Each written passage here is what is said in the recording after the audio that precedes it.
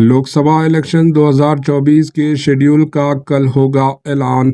Election commission of India 16 मार्च को एक press conference मुनक्किद करेगी, जिसमें मुल्क भर में मुनक्किद होने वाले लोकसभा इलेक्शन के साथ साथ आंध्र प्रदेश के बशुमाल चंद रियासतों के असम्बली इलेक्शंस की तारीखों का भी ऐलान किया जा सकता है।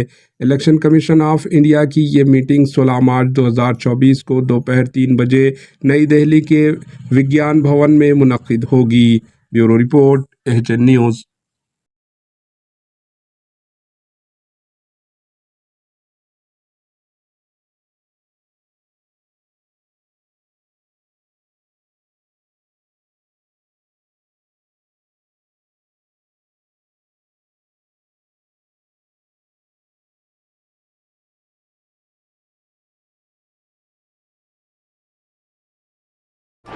एचएन न्यूज़ को लाइक करें, शेयर करें और सब्सक्राइब करना ना भूलें।